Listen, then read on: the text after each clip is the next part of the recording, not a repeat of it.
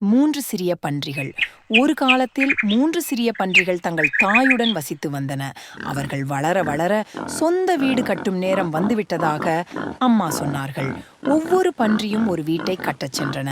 முதல் சிறிய பன்றி ஒரு வைக்கோல் வீட்டை கட்டியது, ஏனெனில் அது பயன்படுத்த எளிதான பொருள்.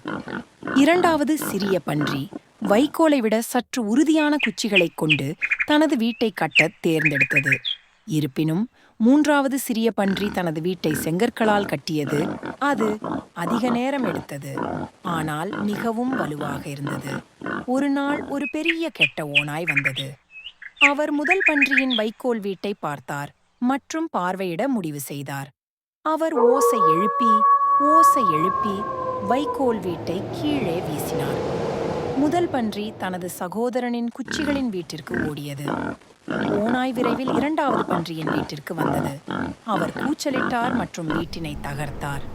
இரண்டு பன்றிகளும் தங்கள் சகோதரனின் செங்கல் வீட்டிற்கு ஓடிவிட்டன. ஓநாய் அவர்களை பின்தொடர்ந்து செங்கல் வீட்டிற்கு சென்று அதை தகர்க்க முயன்றது. ஆனால் அவர் எவ்வளவு கூச்சலிட்டாலும் அதை கீழே வீச முடியவில்லை. விரக்தியடைந்த ஓநாய் புகைப்போக்கியில் இறங்க முடிவு செய்தது.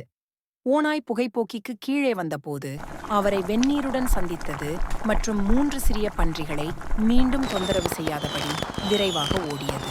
எனவே மூன்று சிறிய பன்றிகள் தங்கள் வலுவான செங்கல் வீட்டில் எப்போதும் மகிழ்ச்சியாக வாழ்ந்தன.